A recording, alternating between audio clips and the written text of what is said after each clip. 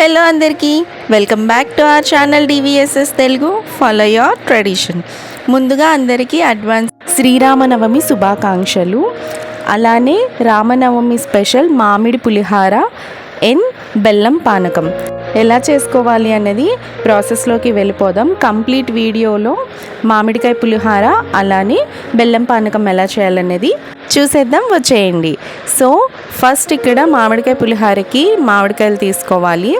ఈ మామిడికాయలని చక్కగా వాష్ చేసేసుకొని డ్రై అయిపోయిన తర్వాత ఇక్కడ చూపిస్తున్నట్టుగా గ్రేట్ చేసుకోండి తురుములాగా.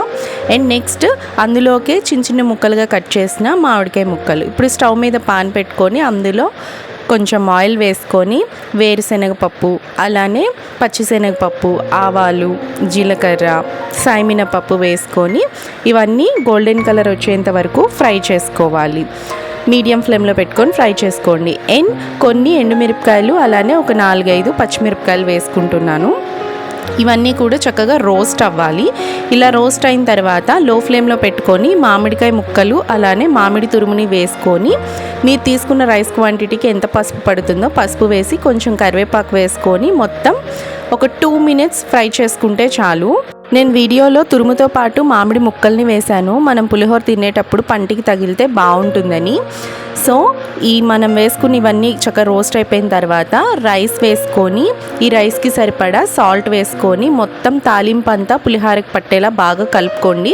ఫైనల్గా కొంచెం కొత్తిమీర అలానే కరివేపాకు వేసుకొని మొత్తం కలుపుకుంటే సరిపోతుంది. మనకి మామిడికాయ పులిహోర అనేది రెడీ అయిపోయింది.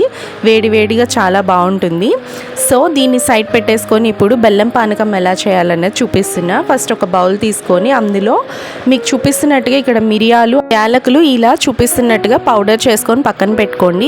ఇప్పుడు మీరు ఎంతైతే క్వాంటిటీ చేసుకోవాలనుకుంటున్నారో దానికి సరిపడా బెల్లంని తురుముకొని ఆ బెల్లం తురుము అలానే మిరియాలు, యాలకులు పౌడర్ని కూడా వేసుకొని దానికి సరిపడా వాటర్ని వేసుకోవాలి. ఇక్కడ చూపిస్తున్నట్టుగా ఈ వాటర్ని వేసిన తర్వాత ఈ బెల్లము మిరియాల పౌడర్ అనేది చక్కగా వాటర్లో మిక్స్ అయ్యేలా కలుపుకోవాలి. బెల్లం అనేది తురుము వేసాం కాబట్టి తొందరగా కరిగిపోతుంది.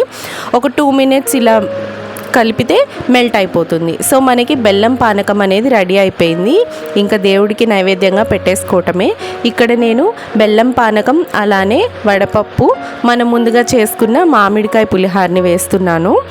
మామిడికాయ పులిహారలో మనం తీసుకున్న మామిడికాయ పులుపుని బట్టి రైస్ క్వాంటిటీని బట్టి మనం తురుము అనేది వేసుకోవాలి. పులుపు అనేది చూసుకొని అడ్జస్ట్ చేసుకొని వేసుకోండి. సూపర్ టేస్టీగా ఉంటుంది ఈ పులిహోర. చాలామంది వీడియోస్ చూస్తున్నారు కానీ సబ్స్క్రైబ్ చేసుకోవట్లేదు. ఒకసారి సబ్స్క్రైబ్ చేసుకొని వాళ్ళు ప్రీవియస్ వీడియోస్ కూడా చూసి మీకు నచ్చినట్టయితే మన ఛానల్ని సబ్స్క్రైబ్ చేసుకోండి. అలానే పక్కనే ఉన్న బెల్ ఐకాన్ని క్లిక్ చేస్తే నేను వీడియో పెట్టగానే మీ వరకు నోటిఫికేషన్ వస్తుంది అండ్ వెంటనే వీడియో చూడగలరు. సో కన్ఫామ్గా సబ్స్క్రైబ్ చేసుకోండి, అలానే లైక్ చేయండి, మీ ఫ్రెండ్స్ అండ్ ఫ్యామిలీ మెంబర్స్కి షేర్ చేయండి. So this is Rupa signing off. Thanks for watching.